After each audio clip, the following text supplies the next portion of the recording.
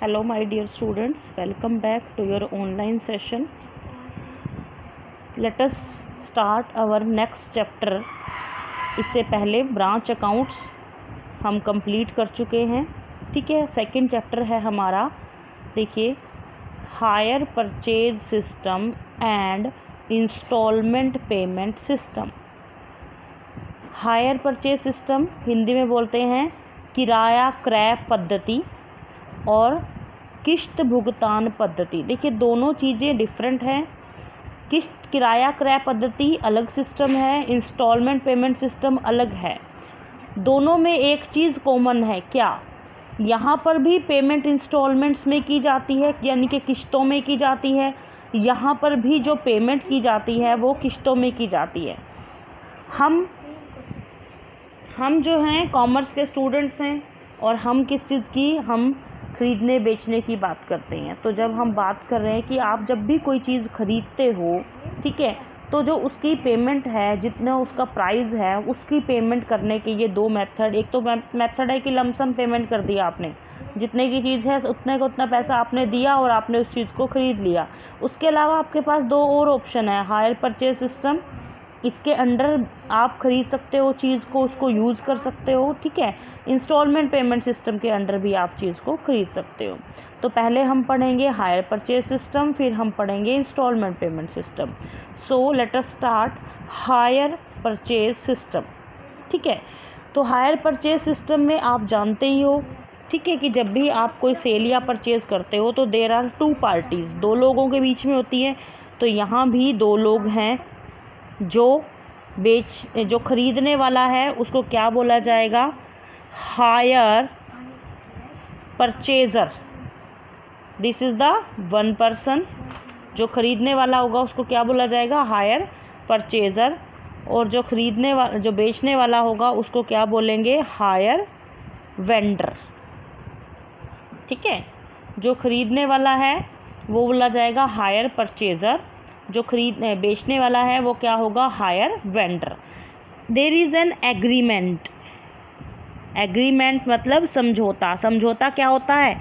समझौते का मतलब क्या होता है कि कुछ शर्तें होती हैं, रूल्स, कुछ कंडीशंस होती हैं जिन पे कि दोनों पार्टीज़ एग्री करते हैं, दोनों पार्टी सहमत होती हैं, उसको बोला जाता है एग्रीमेंट। तो इन दोनों के बीच में एग्रीमेंट होगा। किस चीज़ के लिए एग्रीमेंट होगा? टू बाय एन आइटम, किसी भी चीज़ को ख़रीदने का एक एग्रीमेंट होगा। ये जो हायर परचेज़र है उसको सपोज़ कोई गुड्स ख़रीदनी है, कोई चीज़ ख़रीदनी है, लेकिन उसके पास पूरे पैसे अभी नहीं हैं। तो वेंडर उसको कहता है कोई बात नहीं, आप हमारे पास एक सिस्टम है हायर परचेज सिस्टम, उसके थ्रू आप इस चीज़ को ख़रीद लीजिए। उसमें आपको पूरा पैसा एक साथ नहीं देना पड़ेगा, बल्कि जो पैसा है उसका भुगतान आप कैसे कर सकते हो? इंस्टॉलमेंट्स में आप उसका भुगतान कर सकते हो। इंस्टॉलमेंट्स मतलब किश्तें, किश्तों में भुगतान किया जा सकता है, ठीक है। तो किश्तों में भुगतान कर सकते हो, लेकिन ये जो एग्रीमेंट है इसकी और भी कंडीशंस हैं। सबसे पहली कंडीशन क्या है? किश्तों में भुगतान। सबसे पहली कंडीशन क्या है इनकी? किश्तों में भुगतान, ठीक है। किश्तों में भुगतान से क्या है, देखिए हम बुक में से थोड़ा सा रीड करते हैं। Hire purchase means a transaction where goods are delivered to purchaser immediately on signing the agreement and he is called upon to pay the purchase price in periodic installments।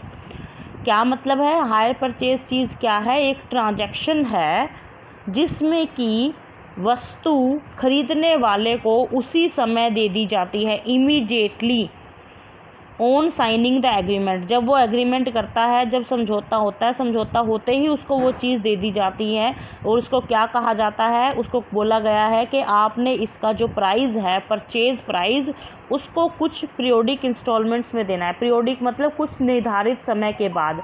वो हर महीने भी हो सकती हैं, वो तिमाही भी हो सकती हैं, वो छिमाही भी हो सकती हैं, वो वार्षिक भी हो सकती हैं ना किश्तें।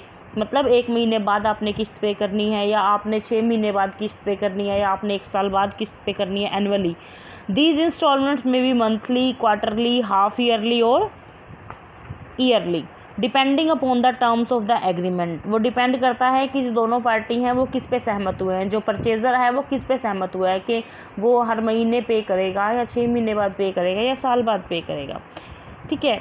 Each instalment is treated as a hire charge till the payment of last instalment when ownership और property in the goods passes from seller to the buyer। सबसे इम्पोर्टेंट चीज़ यहाँ पर आती है, suppose let's take an example, suppose A is a person, A जो है उसको कोई चीज़ खरीदनी है, तो ए क्या है, हायर परचेज़र है, माल खरीदने वाला है। बी पर्सन कौन है, हायर वेंडर, माल को बेचने वाला है। ठीक है। ए जो है इसने कोई मशीन खरीदी 50,000 की बी से। ठीक है। तो दिस इज़ द ये क्या है, ये उसका प्राइस है, परचेज प्राइस ऑफ गुड्स, ये माल का प्राइस है। ठीक है।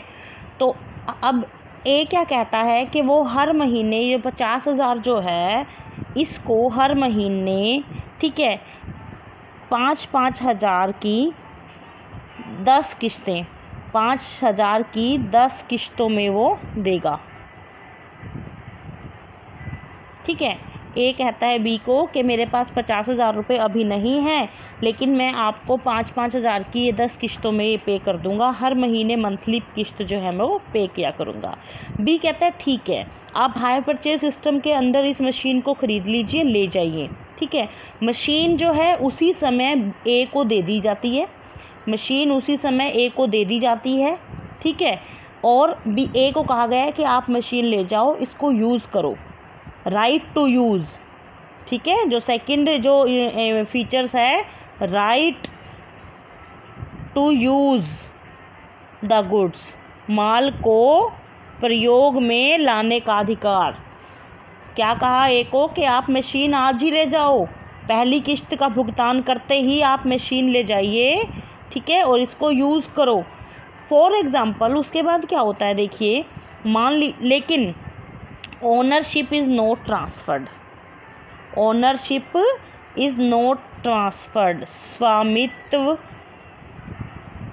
का हस्तांतरण,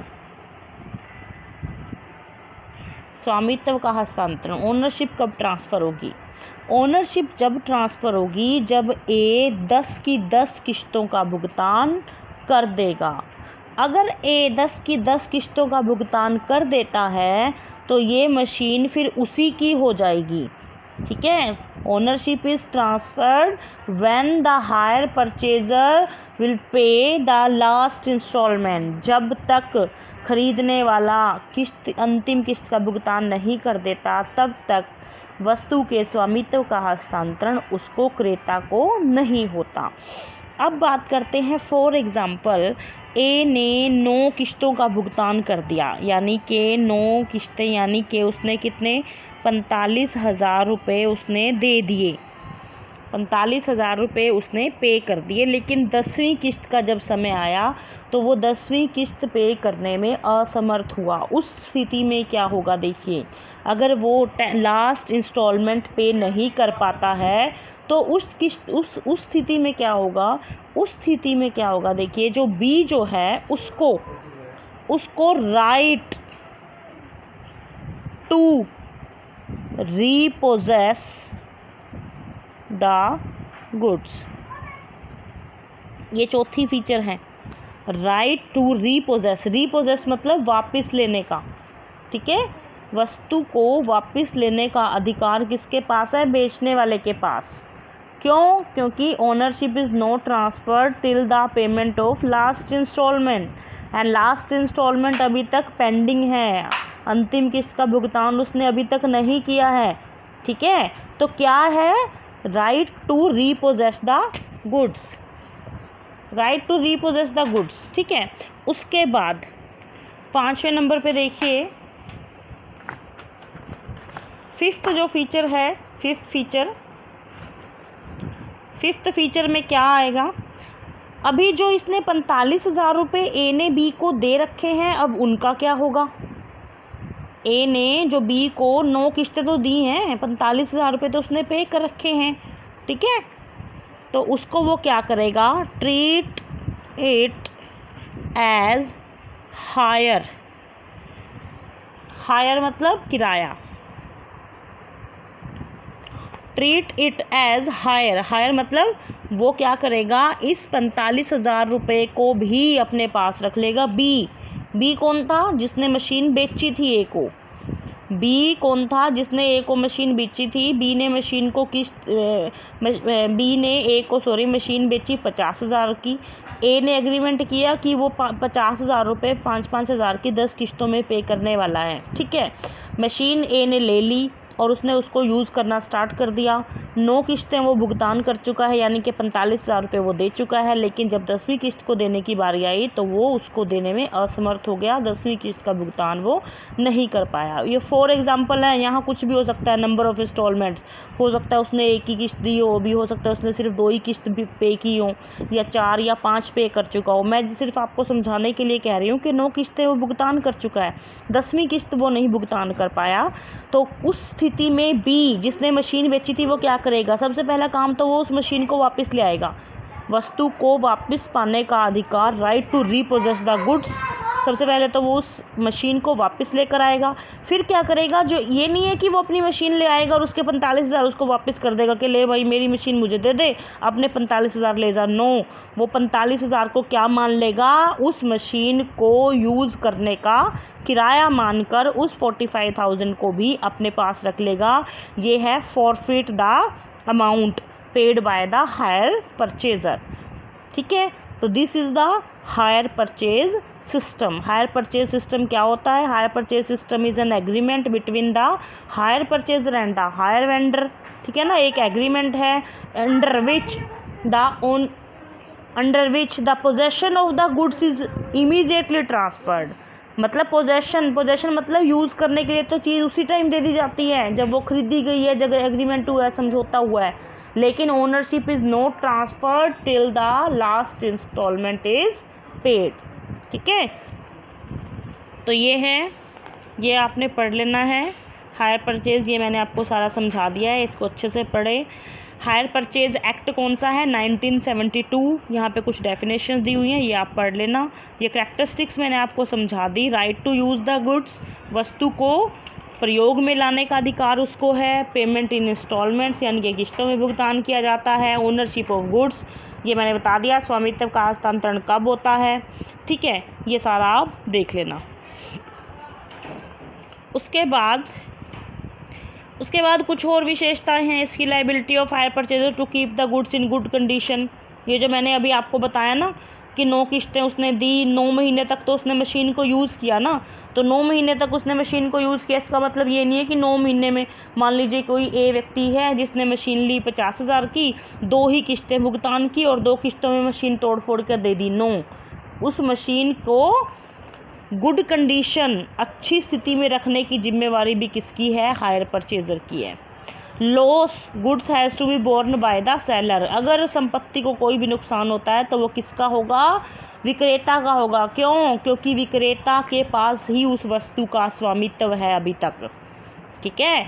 और नो राइट टू सेल और प्लेस द गुड्स, जो परचेज़र है, जो क्रेता है, उसके पास वस्तु को दोबारा किसी और को बेचने या प्लेज करने का अधिकार नहीं है। क्यों, क्योंकि उसके पास अभी तक ओनरशिप ट्रांसफ़र नहीं हुई है, वो उस वस्तु का स्वामी अभी नहीं बना है। उसको सिर्फ उस वस्तु का पोजेशन मिला है, सिर्फ उसको यूज़ करने का अधिकार मिला है, वो वस्तु उसके नाम नहीं हुई है। अब हम पढ़ते हैं difference between higher purchase system and credit sale.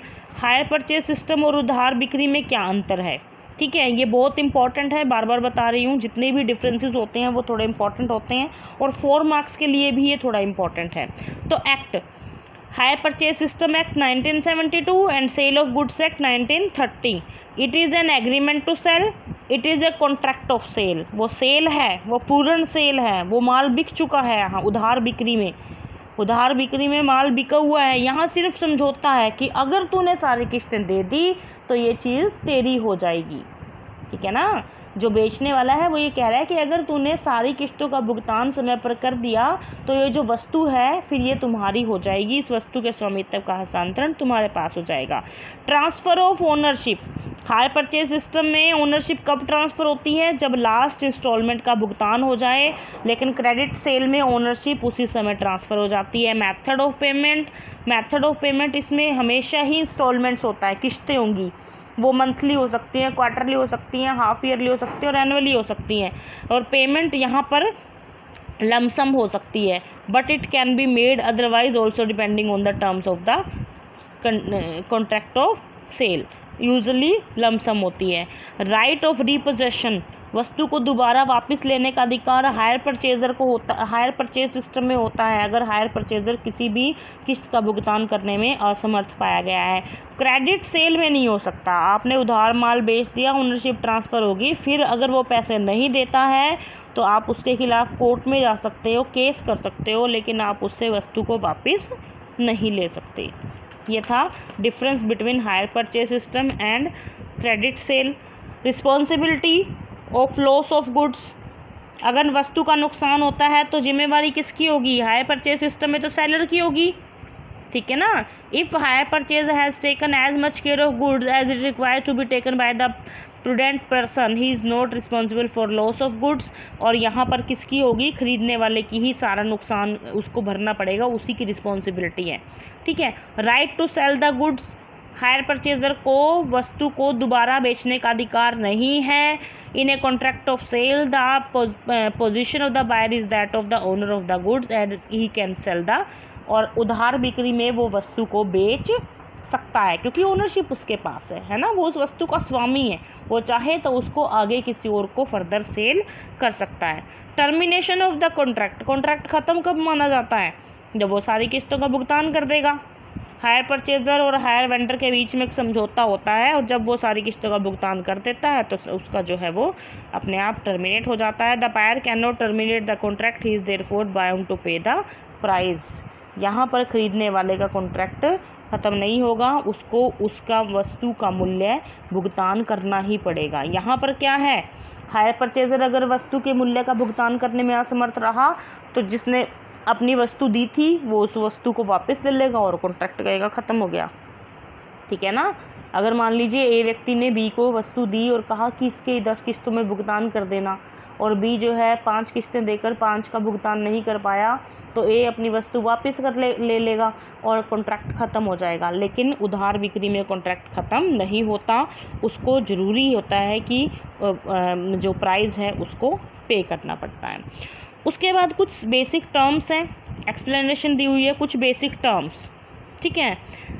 Before making accounting record higher purchase system following term should be clearly understood. सबसे पहला होता है, देखिए कैश प्राइस, नाम लिखा हुआ है cash, cash price. Cash price का क्या मतलब है कि अगर आप उस चीज़ को उसी समय ऑन द स्पॉट कैश में खरीदें तो वो कितने की पड़ेगी, वो होता है cash price. It is amount for which goods can be purchase immediately by making a lump sum payment, as such is does not include the amount of interest. इसमें ब्याज जुड़ा हुआ नहीं है, ठीक है ना। हायर परचेज प्राइस अब क्या है फिर? हायर परचेज प्राइस में वो है जिसमें ब्याज जुड़ा हुआ है। It is total amount which the hire purchaser required to pay, at this amount also include interest. Cash price plus total interest is equal to hire purchase price. समझ आया? कैश प्राइस तो क्या है? कैश में खरीदना है, मान लीजिए आप उसी समय कहते हैं ना कि अभी कभी खरीदना है तो इतना, अगर बाद में देने हैं पैसे तो फिर इतना, तो ये कैश प्राइस कौन सा है? जो अभी के अभी लमसम पेमेंट करके आप खरीदना चाह रहे हो वो होता है कैश प्राइस, और अगर उसमें कुछ ब्याज जोड़ दिया जाए तो वो क्या बन जाएगा? हायर परचेज प्राइस, ठीक है। फिर इंस्टॉलमेंट्स तो आप समझते ही हो, हायर परचेज प्राइस जो होता है उसको डिवाइड कर दिया जाता है नंबर ऑफ़ इंस्टॉलमेंट्स में, और इंस्टॉलमेंट्स की अमाउंट जो है वो निकल कर आ जाती है। तो इसमें जो है आपने इतना ही पढ़ना है, इसमें हम जो न्यूमेरिकल क्वेश्चंस हैं वो नहीं कर रहे हैं, थ्योरी के पॉइंट ऑफ व्यू से ही हम इसको पढ़ेंगे। इसके लास्ट में जो है थ्योरी के जो इम्पोर्टेंट क्वेश्चन हैं वो मैं आपको बता देती हूँ, जो इम्पोर्टेंट बनेगा इससे जितना मैंने पढ़ाया है आपको। शॉर्ट टर्म वाले तो आपने सारे ही पढ़ लेने हैं, डिफरेंसेस आपने सारे पढ़ लेने हैं, ये आपने ज़रूर पढ़ना है। What is higher purchase system, state it's characteristics, difference between higher purchase system and credit sale. पहला क्वेश्चन है लॉन्ग आंसर टाइप क्वेश्चन में क्वेश्चन नंबर 1 इम्पॉर्टेंट है, 15 मार्क्स के लिए है, बहुत बार आ भी चुका है देखिए, ठीक है, एग्ज़ाम्स में, और इसके आने के चांसेस ज़्यादा हैं, ठीक है। तो आपने इसको पढ़ना है, what is higher purchase system, जो मैंने अभी आपको पढ़ाया, स्टेट इट्स कैरेक्टरिस्टिक्स, उसकी विशेषताएं, differentiate between higher purchase system and credit sale. ये क्वेश्चन आपने अपनी नोटबुक में लिख लेना है ताकि पेपर के समय आपको कोई दिक्कत ना आए, फिर आपको कई बार समझ नहीं आता ना आपको ऑन द स्पॉट के इसका आंसर क्या बनेगा, समझ नहीं आ रहा, तो देखिए what do you mean by higher purchase system में ये आ जाएगा मीनिंग, फिर उसकी डेफिनेशन आ जाएगी, करैक्टरिस्टिक्स ये रही, सारी विशेषताएं आपको दी हुई हैं, यहाँ तक विशेषताएं आपने 8 तक लिखनी है, फिर आपने ये डिफरेंस लिखना है यहाँ तक।